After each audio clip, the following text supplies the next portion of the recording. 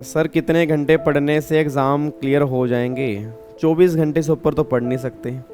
ठीक है, और आप अगर मेरे से ये एक्सपेक्ट कर रहे हो कि मैं 16 घंटे 18 घंटे 20 घंटे बोलूँगा, मैं ऐसा भी नहीं बोलूँगा। देखो, पहली बात तो ना आप ये समझो कि एग्जामिनर के पास ना, पेपर चेक करने के वाले के पास या ICSI के पास ऐसी कोई लिस्ट नहीं है कि 16 घंटे इसने पढ़े तो इसका तो ये तो पक्का पास कर देता हूँ, 18 घंटे पढ़ने वाले का रैंक आएगा, 20 घंटे पढ़ने वाले का रैंक बनाएगा, ऐसी कोई भी लिस्ट नहीं। आपने कई बार सुना भी होगा कि बहुत सारे बच्चे कहते हैं सर पढ़ाई हमने बहुत की थी, 16 घंटे पढ़े थे, 14 घंटे पढ़े थे, मतलब इतने घंटे पढ़े थे, फिर भी हमारा क्लियर नहीं हो रहा। तो मैटर ये नहीं है कि आप कितने घंटे पढ़ रहे हो, मैटर ये है कि जितनी देर भी आप पढ़ रहे हो आप पढ़ कैसे रहे हो। आप दिल पे हाथ रख के बताना, कई बार आप 2-2 घंटे ना एक एक पेज पे ही लगा देते हो। सर ये आपका दिल जानता होगा, आपने एक पेज खोल रखा है, उसको 2 घंटे हो गए और वो पेज भी पूरा कंप्लीट नहीं हुआ। क्यों? आप ख्वाबों के अंदर चले गए, आपकी थिंकिंग ही कहीं और जा रही है, आप किस और के बारे में सोच रहे हो, पढ़ रहे हो लो, सोच रहे हो टैक्स के बारे में, पढ़ रहे हो टैक्स, पढ़ रहे हो सोच रहे हो सेटिंग अप के बारे में, पढ़ रहे हो सेटिंग अप, सोच रहे हो सिक्योरिटी लॉ के बारे में। तो प्रॉब्लम ये निकल के आ रही है कि कितने घंटे पढ़ रहे हैं मैटर ये नहीं करता, पढ़ कैसे रहे हैं मैटर ये करता है। और मैं तो अपनी क्लास में हमेशा ये बात कहता हूँ कि अगर आप 8 से 10 घंटे भी सही तरीके से पढ़ रहे हो ना, तो आपका रिजल्ट 100% पास है, बट इफेक्टिवली आउटपुट निकलना चाहिए इतने घंटे का।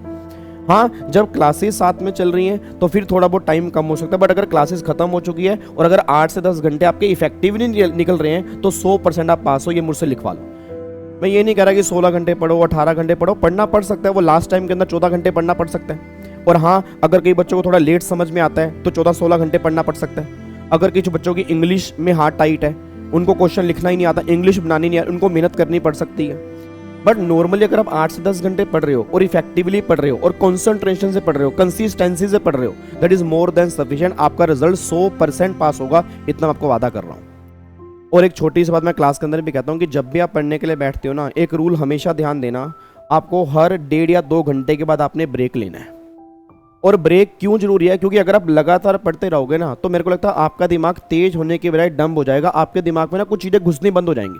तो ब्रेक बहुत जरूरी है। और ब्रेक का मतलब मैं सोशल मीडिया नहीं कह रहा। आधे लोगों को मतलब होता है ब्रेक का मतलब क्या है, मोबाइल चला लेंगे, सारा दिन स्क्रॉल करते रहेंगे, 1 घंटा उसमें गायब हो जाएगा, तो उससे आपका माइंड थक रहा है, उससे आपको ब्रेक नहीं मिल रहा।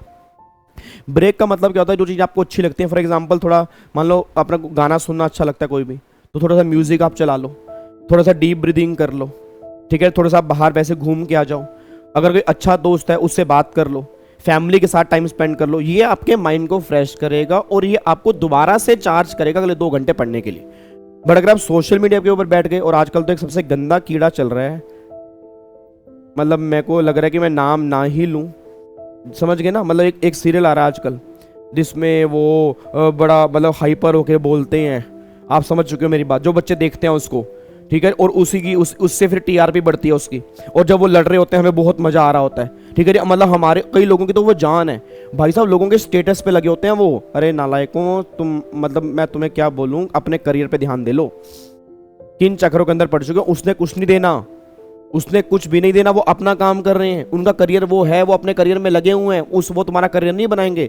बच्चा कह रहे सर एक एंटरटेनमेंट भी तो होता है, तो एंटरटेनमेंट नहीं है। आप वो 2 घंटा देखने के बाद आपके अगले 2 घंटे दिमाग में वही चलता रहता है, आपको नींद में सपने में भी कई बार वही आते हैं, उनकी लड़ाइयाँ चल रही होती हैं, आपका दिल घबरा रहा होता है कि हाँ ये हार ना जाए, तो आप सोचो आपकी पढ़ाई क्या हो रही है। फिर आपको नहीं पता सर आपके दिमाग पे चीज़ें कितनी इम्पैक्ट डालती हैं, वो आप सोच भी नहीं सकते। तो जो भी चीज़ें आप देख रहे हो ना, आप ये दिखा लो, मैंने आपको पहले भी कहा था, दिन में क्या कंज्यूम कर रहे हो आप वैसे इंसान बन जाते हो। तो आपको ये बहुत चीज़ें माइंड रखती हैं कि आप दिन में देख क्या रहे हो, ठीक है जी। और 18 घंटे 20 घंटे 22 घंटे में बिल्कुल भी नहीं कहूँगा पढ़ाई रिक्वायरमेंट है। 8 से 10 घंटे अगर आप बेस्ट दे रहे हो, मैं दोबारा बोल रहा हूँ, ऑनेस्टी से बेस्ट दे रहे हो, किसी को दिखाने के लिए पढ़ रहे हो, तो वो एक बात अलग है।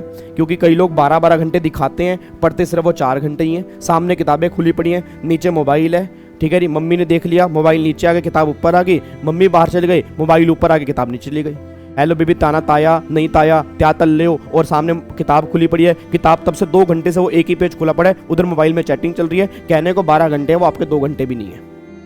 तो अगर आप इस तरह से पढ़ रहे हो तो सिंपल सी बात है, फिर तो जितने मर्जी घंटे पढ़ते रहो, फिर 24 घंटे से ऊपर भी अगर भगवान देगा तो भी तुम्हारा एग्जाम क्लियर नहीं होगा।